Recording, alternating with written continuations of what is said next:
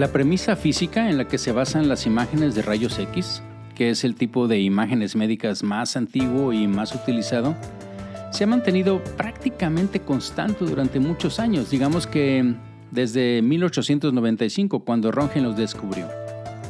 Pero muy recientemente, este año para ser precisos, se han publicado las primeras imágenes en humanos vivos con la aplicación de rayos X, pero no utilizando los fotones, sino su propiedad de onda. Acompáñenme a revisar este artículo, publicado en línea en Radiology hace apenas un par de días, en agosto del 2021, y cuyo título en español sería Imágenes de tórax de campo oscuro de rayos X, resultados cualitativos y cuantitativos en humanos sanos. Este estudio fue realizado por un grupo de radiólogos y de físicos de la Universidad de Múnich, en Alemania. Interesante, ¿no? Tomando en consideración lo que les voy a platicar y Röntgen en los inicios de los rayos X.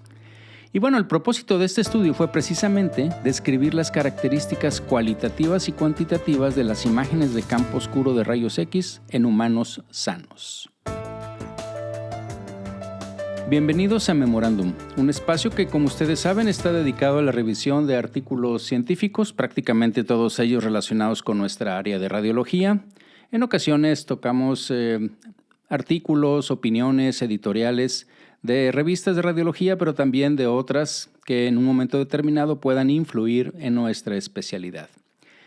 Y bien, pues hoy quiero platicarles de un artículo que cuando estaba revisando pues en línea lo que llega de las revistas que normalmente reviso para este podcast o para estar actualizado un poco en el área de radiología, pues cuando lo ves dices tú, pues lo pasas, ¿no? Porque eso de que el campo oscuro de radiología y demás, pero finalmente me llamó la atención y investigando un poco más, pues realmente dio en una parte que a mí me interesa. Algunos de los que me conocen pues saben que la parte de astronomía y astrofísica y la física me gusta bastante.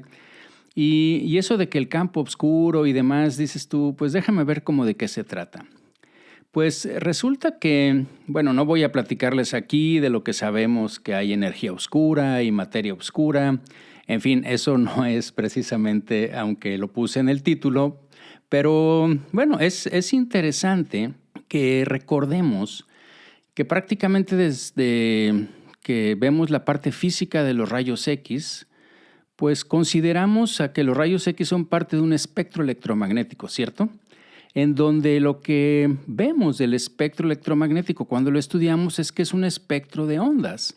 De hecho, sabemos que los rayos X se diferencian de los rayos gamma o de las ondas de microondas, etcétera, por la frecuencia, también por la amplitud demás y por la energía que lleva, pero sabemos que a mayor frecuencia es más energía. Sabemos incluso, por ejemplo, que la distancia que existe entre pico y pico de las ondas de los rayos X, pues es más o menos la distancia que hay en los puentes disulfuro de la DNA o del DNA, y que precisamente por eso es que podemos producir una ionización del DNA y producir lesiones y probablemente cáncer y demás.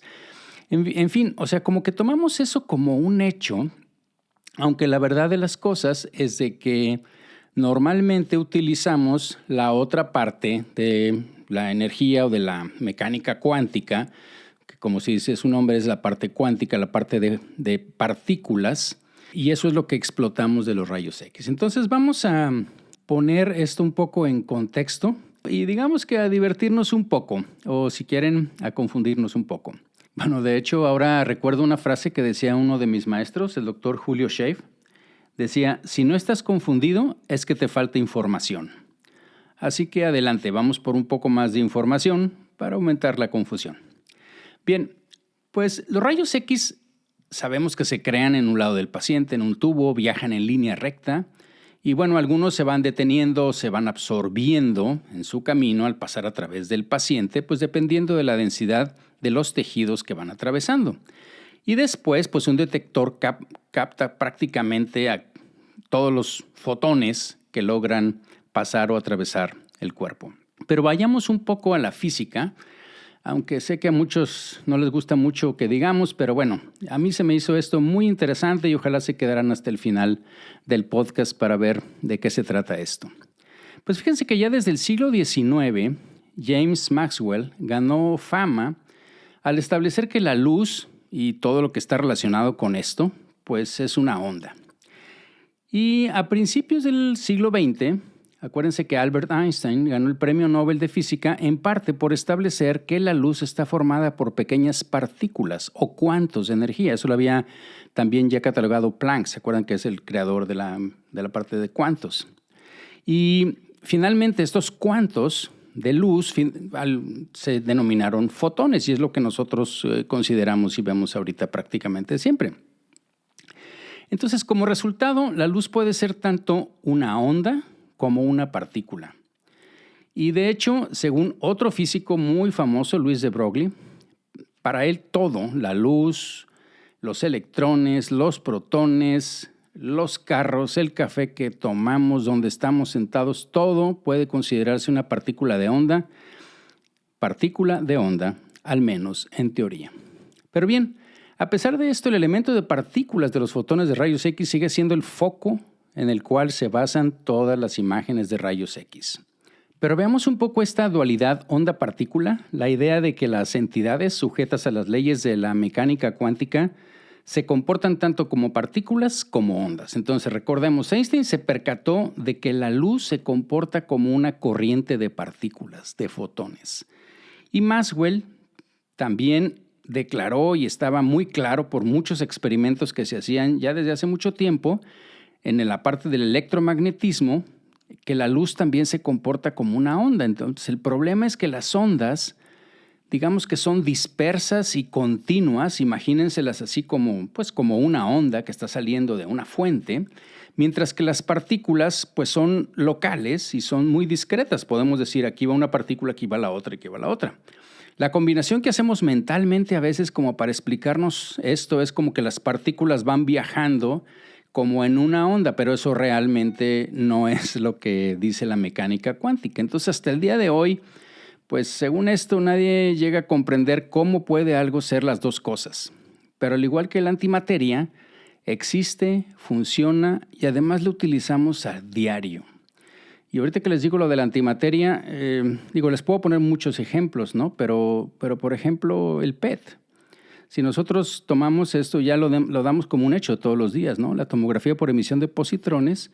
Y si nos ponemos a ver, la verdad es que los positrones es la antimateria de los electrones. O sea, de hecho no existen, pero existen. Tanto es así que pues obtenemos imágenes de PET y muchas otras cosas. La resonancia magnética también hay muchas propiedades que se utiliza la antimateria para producir las imágenes que vemos. Pero bien, volvamos a esto, ¿no? ¿Cómo podríamos apreciar la dualidad onda-partícula?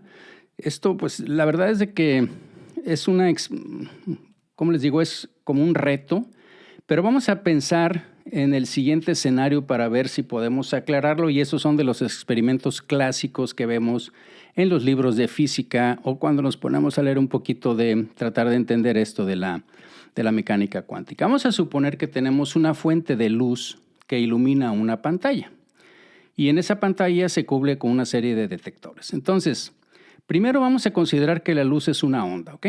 Entonces, ¿qué es lo que sucede? Una onda es una perturbación en el campo electromagnético, una perturbación que se difunde a partir de una fuente.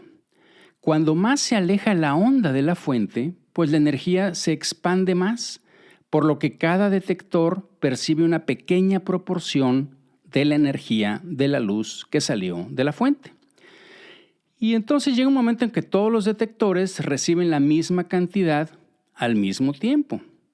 Bien, pues ahora consideremos que la luz es transportada en paquetes discretos, cuantos, o sea, fotones. Y cada fotón es una partícula y viaja en línea recta. Okay, acuérdense que ese es el principio también de los rayos X, desde la fuente hacia uno de los detectores. Entonces, si emites un fotón a la vez, porque de hecho existen para estos experimentos físicos fuentes que emiten un solo fotón a la vez, entonces uno y solo uno de los detectores se va a activar. Este único detector recibe toda la energía del fotón. La energía no se dispersa como antes cuando lo hacíamos como una onda. Entonces, cada detector tiene la misma probabilidad de recibir el fotón, por lo que cuando se emiten grandes cantidades de fotones individuales, con el tiempo, pues todos los detectores reciben su parte equitativa del total de energía emitida por la fuente. ¿Ok? En otras palabras, el proceso está determinado por la probabilidad. Acuérdense que esa es una de las cosas típicas, características, una de las bases de la mecánica cuántica.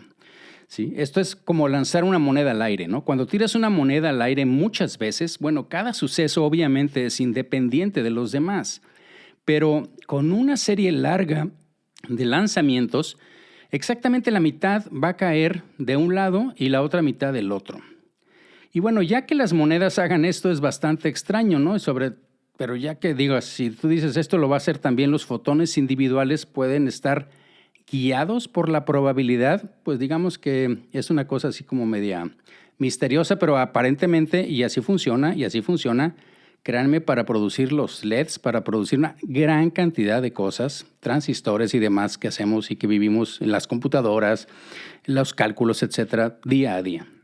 Entonces, si volvemos a este escenario, pues se vuelve cada vez más extraño cuando tenemos en cuenta el enigma clásico, y ese también se los voy a platicar ahorita, que es el experimento de la doble rendija. No sé si lo han leído o lo han visto. Si no, les recomiendo que vayan a Google y pongan algo así como el experimento de la doble rendija. Voy a tratar de explicarlo para ustedes, porque estas implicaciones que tiene, que son bastante extrañas, son clave para la mecánica cuántica y por lo tanto para comprender la composición de los átomos y de la energía también. Entonces, como sugiere su nombre, en el experimento de la doble rendija se proyecta una luz a través de dos rendijas estrechas. Y luego la luz que sale de esas, ¿sí? Se proyecta o llega a una pantalla que está cubierta con detectores, como en el caso que ya les había platicado antes. Entonces, fíjense, cuando una onda de luz pasa por una rendija, pues finalmente otra vez se dispersa, ¿ok? Como haría cualquier onda al pasar por una abertura pequeña. Imagínense, pues, que ponemos eso. Igual, por ejemplo, si pensamos en un lago y aventamos una piedra y las ondas que se producen, pues imagínense que hay una compuerta, pues esas ondas van a atravesar a través de la compuerta y de ahí se van a seguir dispersando, ¿no? Este es un fenómeno que se llama difracción en óptica o en ondas, ¿ok? Bueno, la rendija se comporta entonces ahora como una fuente de luz, ¿sí? O sea, había una fuente de luz anterior, pero un momento en que la luz pasa o la onda pasa a través de esa rendija, pues es a partir de ahí, ¿ok? Y entonces las ondas se van a radiar hacia el exterior hasta alcanzar la pantalla. Pero fíjense que cuando ponemos no una ranura, sino dos ranuras, hay dos fuentes de luz que están cercanas una de la otra. Y cada una de ellas, como recibió la onda, pues a través de cada una de ellas salen ahora dos ondas. No sé si me explico. Y esas se van a proyectar hacia la pantalla. Las dos fuentes son idénticas y las ondas evidentemente están sincronizadas porque recibieron de la misma fuente original. Entonces, cuando la luz alcanza la pantalla, pues fíjense que va a haber lugares en los que los picos y valles de las ondas de luz van a llegar juntos, cuando las dos ondas están en la misma fase.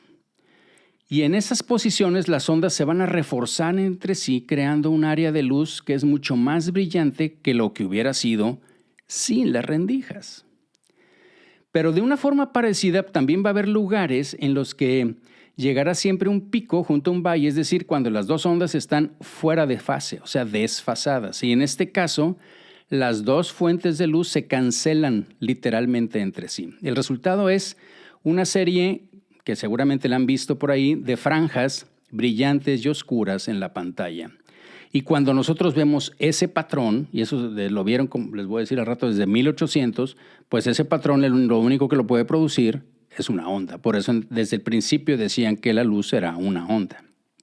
Entonces, este patrón recibe el nombre de patrón de interferencia, ¿ok? Porque las dos fuentes de luz están interfiriendo entre sí. Y esta es una parte que vamos a utilizar después, o que van a utilizar los autores de este artículo para producir esto, un interferómetro, ¿ok? Para medir esa parte de la interferencia.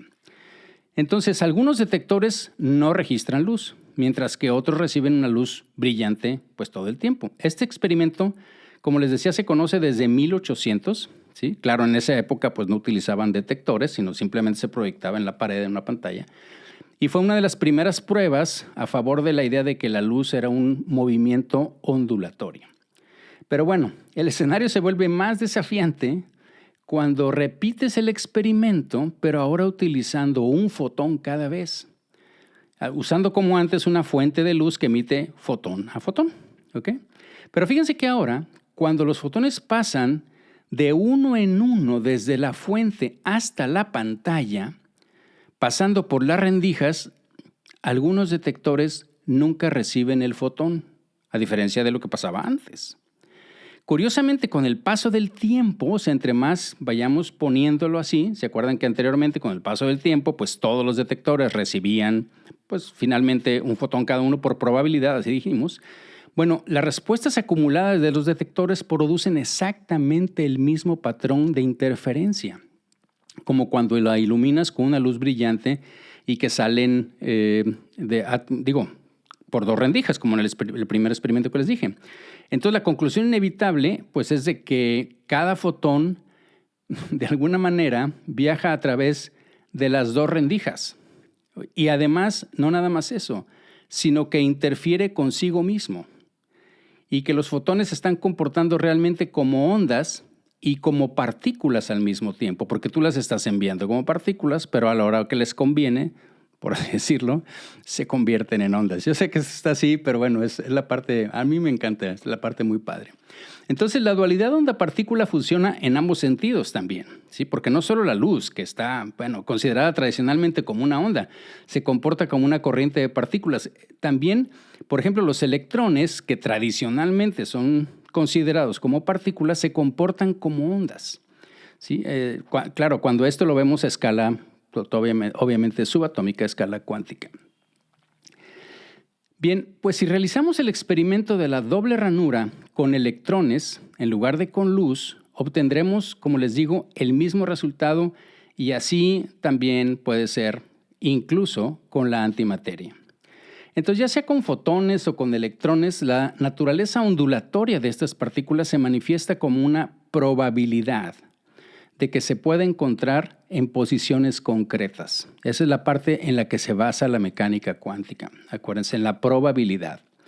Y entonces la probabilidad se determina con el diseño experimental. En este caso, pues la distribución de las dos rendijas. ¿Ok? Pero bueno, ¿qué tiene que ver esto con el artículo que nos ocupa? Bueno, vamos a ponerlo un poquito. Las imágenes de campo oscuro de rayos X, yo no sabía absolutamente nada de esto hasta hace muy poquito, unos días que me puse a leer, y créanme que le pueden preguntar a mi esposa, pero estuve leyendo y me tardé más de hacer este podcast que otros, porque no encontraba la manera de hacerlo y de explicarlo. Espero que lo haya o lo pueda concluir satisfactoriamente.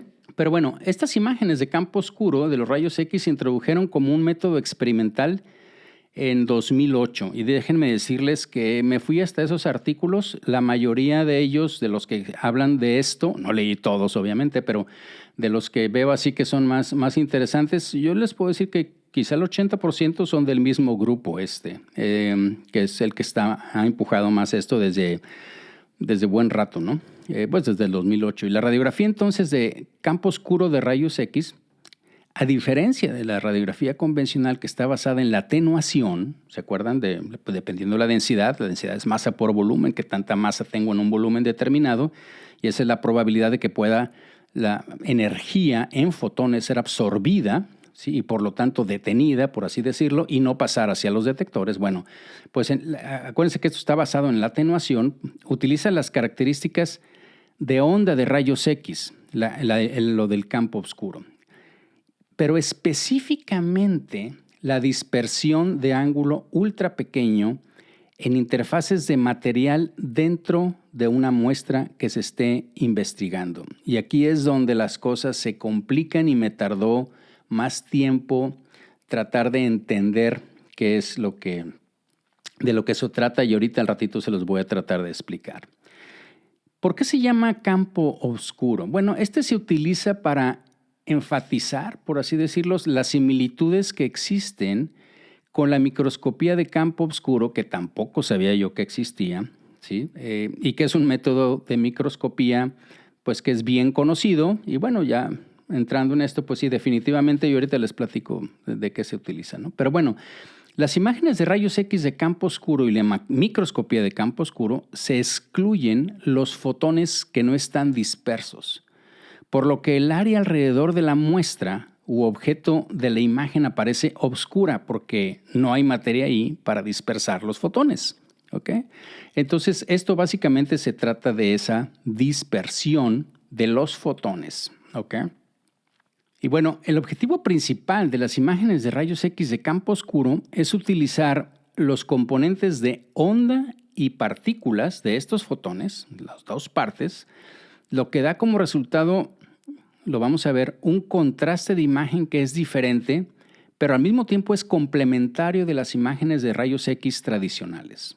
Las imágenes de rayos X de campo oscuro, como las que normalmente tomamos, por otro lado, parecen muy adecuadas para las aplicaciones en tórax. ¿Sí? En tórax yo creo que lo que es uno de los tipos de imagen que más ha perdurado a diferencia de otras porque nos da muchísima información, pero nos da muchísima información en las radiografías convencionales precisamente por el contraste que tenemos, por el cambio de densidad tan amplio, brusco, discreto, por así decirlo, que tenemos entre lo que es el aire y el resto de los tejidos. Bueno, pues por las mismas características, aunque por diferente principio físico, resulta que el tórax es muy atractivo para estas imágenes de campo oscuro. ¿Por qué? Porque la estructura alveolar de los pulmones, que tiene múltiples transiciones de agua-aire me refiero, porque así lo refieren ellos, pero es pues tejido, ¿no? O sea, tejido blando, acuérdense que es densidad de agua. Agua-aire tiene demasiadas transiciones. Esto es un contribuyente muy importante a los efectos de dispersión de ángulo pequeño de las imágenes de rayos X, que es en lo que se basa este principio del campo oscuro. Entonces, en este artículo del Radiology, el autor principal es Gassert, utilizaron rayos X de campo oscuro para fotografiar, por así decirlo, el tórax de 40 sujetos adultos sanos con tomografías computadas de tórax que eran normales. Y había muchas investigaciones previas que ya se habían hecho y les digo, revisé algunas, las que vienen ahí en las referencias y algunas otras que vas haciendo el link, en donde se ha demostrado, por ejemplo, en animales, esta técnica en enfisema, en fibrosis, en cáncer de pulmón producido, incluso en alteraciones de ventilación, y todos estos interfirieron con la integridad de la estructura alveolar y por lo tanto causan una disminución en esa señal de campo oscuro. Pues resulta que la técnica, estos autores la han refinado y han avanzado para el desarrollo, hicieron un prototipo, un sistema prototipo para humanos durante esta última década y ahora se puede utilizar, al menos eso es lo que proponen, para evaluar imágenes de campo oscuro en la detección y caracterización de una variedad de enfermedades pulmonares que tiene básicamente, porque se podrían estar preguntando qué tipo de radiación es. Bueno, es básicamente la misma radiación. De hecho, el equipo que ellos tienen, no voy a entrar en todos los detalles físicos, no los entiendo todos tampoco, pero utilizan el mismo equipo y obtienen la imagen normal y la imagen de campo oscuro con la misma exposición, ¿ok? Porque están usando propiedades diferentes de los rayos X. Entonces, y la verdad es que la cantidad de exposición pues, es la misma de una radiografía de tórax. Entonces, resulta que todo esto estaba a nivel experimental, no se había probado en personas, y a pesar de que había varias investigaciones, como les digo, en modelos murinos, en porcinos, y había un estudio que yo no lo conocía, que se hizo de factibilidad con pacientes con enfisema. Aquí tengo el artículo, está publicado en una revista en línea que se llama MedRxiv y dice abajo The Preprint Server for Health Sciences, o sea, un servidor preprint para las ciencias de la salud. Está implicado el Cold Spring Harbor Laboratory, el British Medical Journal, está Yale como sponsors de esta página Y fíjense que esto se publicó el 21 de enero de este año y dice el título X-Ray Dark Field Chest Imaging, o sea, radiografías de tórax de campo oscuro puede detectar y cuantificar el enfisema en pacientes con COPD, con enfermedad pulmonar obstructiva crónica. Y bueno, son prácticamente los mismos autores y luego dice abajo, el artículo es un preprint y no ha sido peer review. ¿Sí? ¿Y qué significa esto? Que el reporte pues, es simplemente algo que tiene aquí y que no debe ser utilizado para guiar práctica clínica, etcétera, etcétera, ¿no?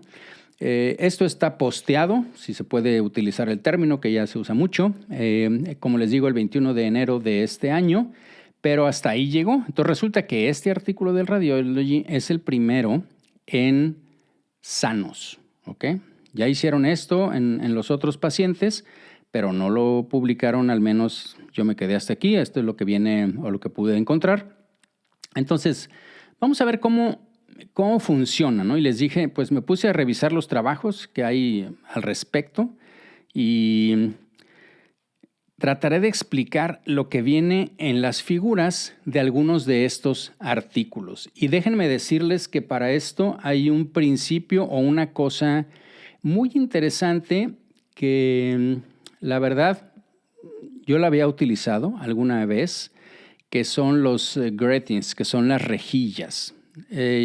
Yo utilizo un filtro de rejillas, por ejemplo, para el telescopio, para poder hacer espectrografía de las estrellas, ¿sí? Espectroscopía de la luz que recibes de las estrellas, la pasas a través de un grating, a través de una rejilla, que dependiendo la distancia que hay entre las líneas, pues es la longitud de onda que tú puedes filtrar y que finalmente puedes estudiar.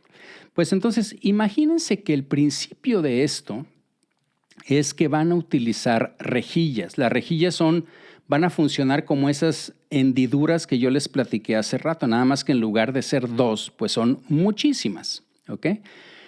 Preparar una cosa de estas, o sea, un filtro, una rejilla de esto, es bastante complicado desde el punto de vista físico. Estas cosas son bastante caras. Okay, a mí un filtrito de estos que utilizo de 1.25 pulgadas, que es el estándar, te cuesta algo así como $200. Entonces, pues yo imagino la precisión que tenían que tener para esto. Y aparte estamos hablando de distancias que tienen que ver no con luz visible, sí que son mucho menos, sino con rayos X. Entonces, estos grating, estas rejillas que ellos utilizaron, son la parte fundamental y utilizaron 3, no utilizaron nada más una, ¿ok? Entonces, las señales de rayos X de campo oscuro necesitan, al menos para este estudio que ellos les decía, son 3 rejillas secuenciales y eso viene prácticamente en todas las figuras desde que pusieron ellos ratoncitos hasta los humanos, ¿no?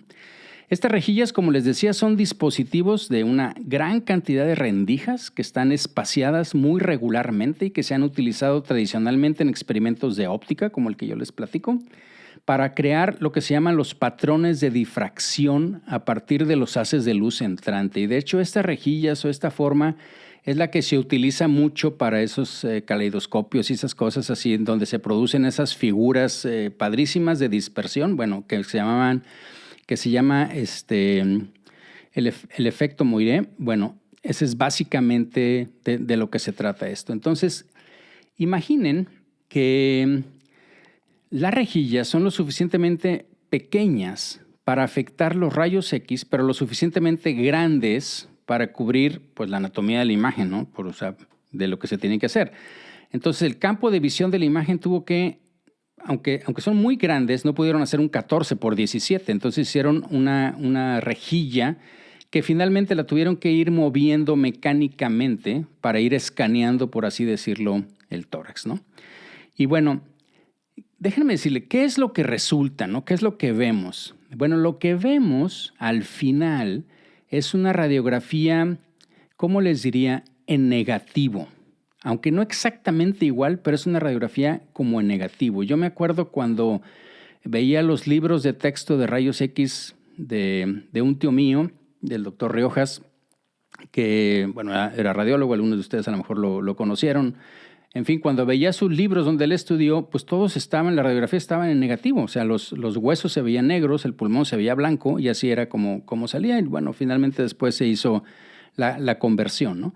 Pero entonces imagínense que están viendo eso, están viendo una radiografía en donde el pulmón se ve blanco y todo lo demás se ve negro. Pero hay una cosa que luego les voy a platicar que es diferente. Por ejemplo, nosotros en una radiografía de tórax de pie, pues vemos los pulmones blancos, ¿sí? Pero también vemos blanco, por ejemplo, ¿sí? El fondo gástrico. Digo, normalmente lo vemos negro. En este caso de negativo lo vamos a ver blanco. O sea, donde hay aire, ¿sí? Lo veríamos negro en los pulmones, negro en el fondo gástrico. Pero aquí resulta que eso no sucede y ahorita les voy a decir por qué. ¿Ok? Y eso tendría que verse también, por ejemplo, en el neumotórax. Entonces, voy a tratar de explicar las imágenes que vienen aquí. Y entonces piensen que tenemos el tubo de rayos X, ¿ok? Desde donde el cual pues está saliendo pues el haz de rayos X. Entonces, inmediatamente al salir el tubo el haz de rayos X, ponen una rejilla.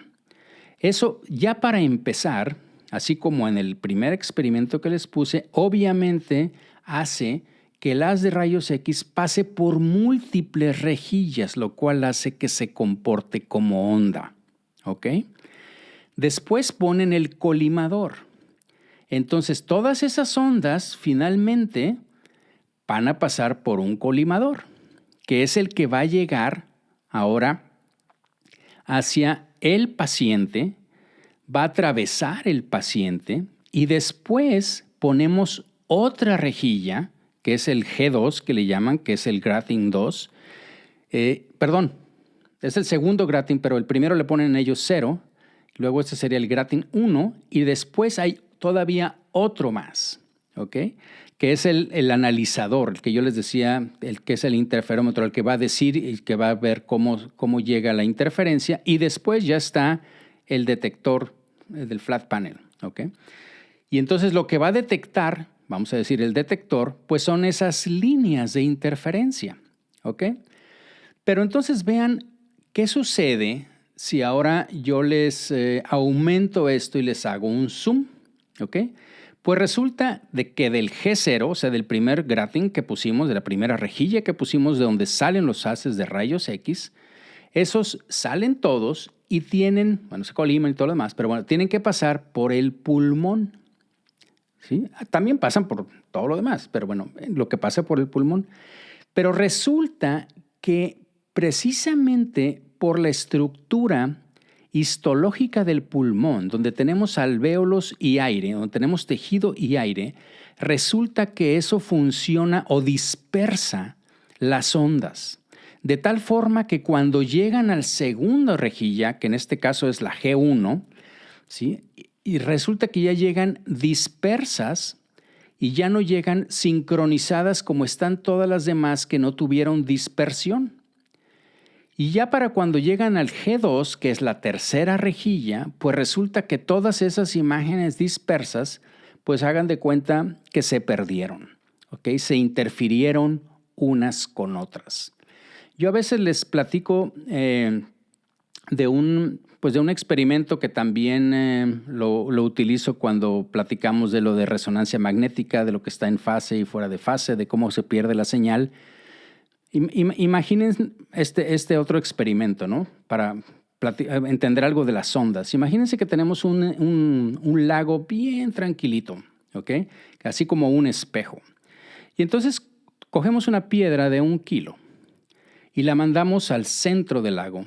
Y entonces, ¿qué es lo que se va a producir? Se van a producir una serie de ondas concéntricas perfectas, ¿cierto?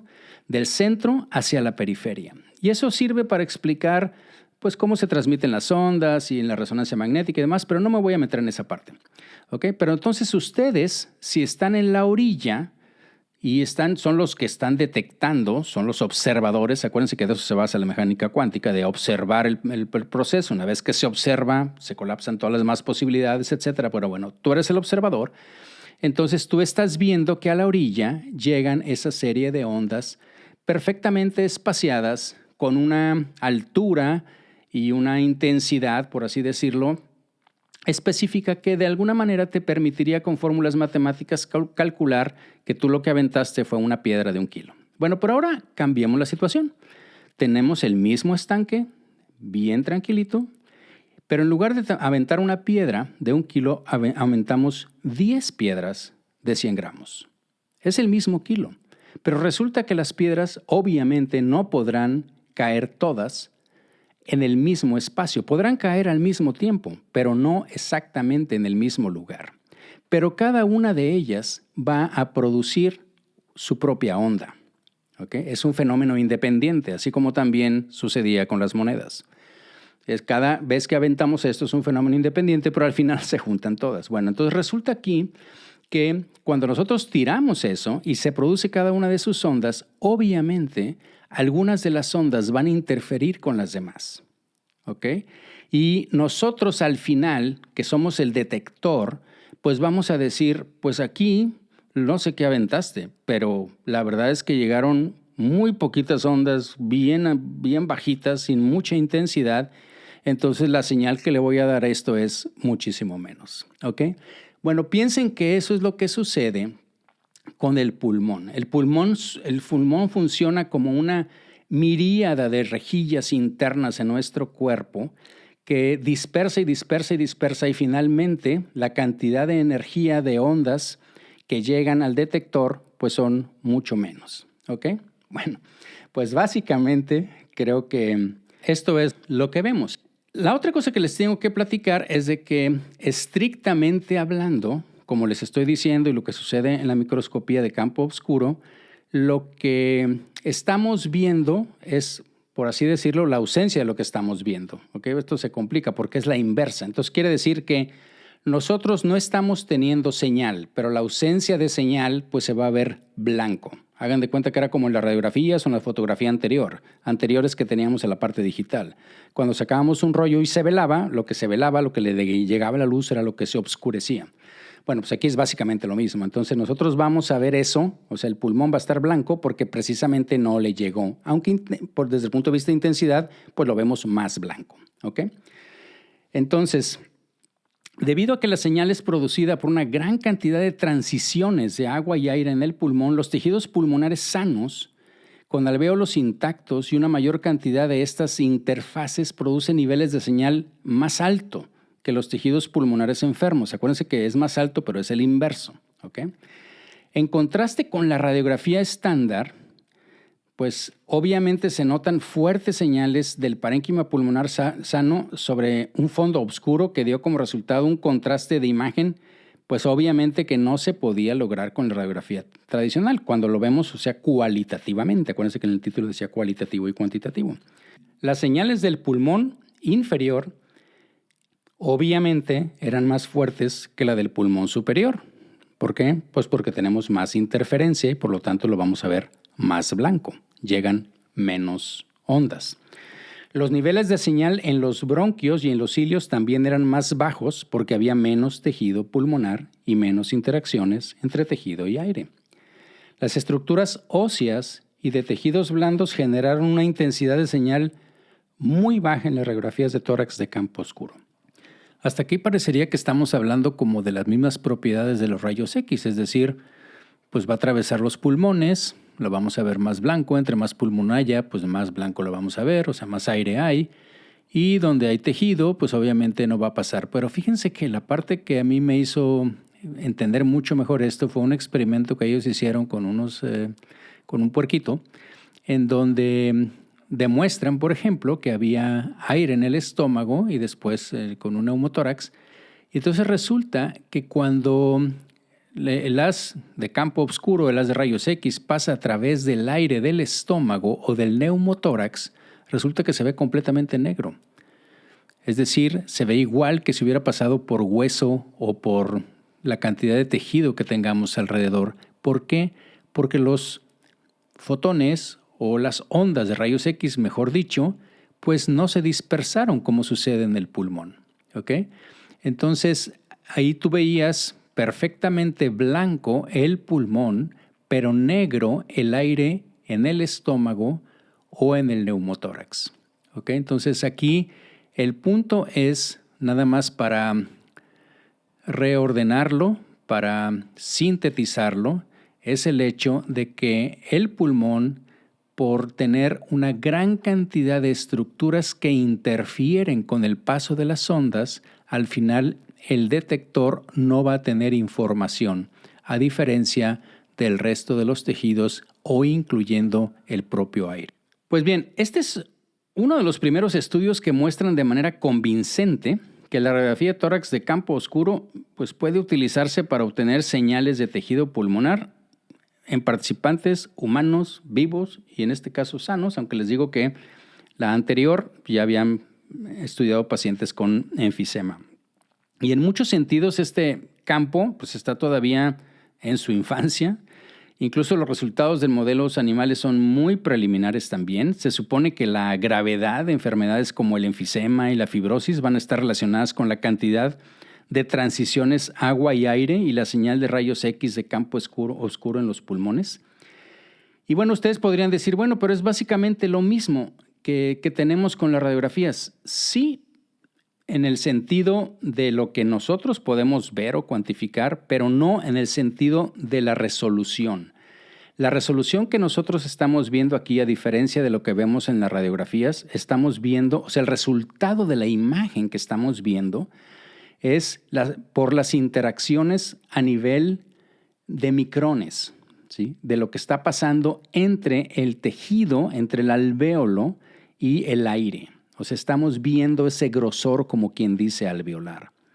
Entonces, lo único que estamos, bueno, no es lo único, pero estamos haciendo es un zoom, un entendimiento, un descubrimiento mucho más temprano de lo que podría estar pasando. De hecho, estos hallazgos de Gasser y de sus colegas pues constituyen un paso importante hacia la definición de valores normales, bueno, cuantitativos, si son valores. Entramos entonces en el terreno de la radiómica para meterlos ahora en esta parte, en las imágenes de rayos X de tórax, ahora con el campo oscuro.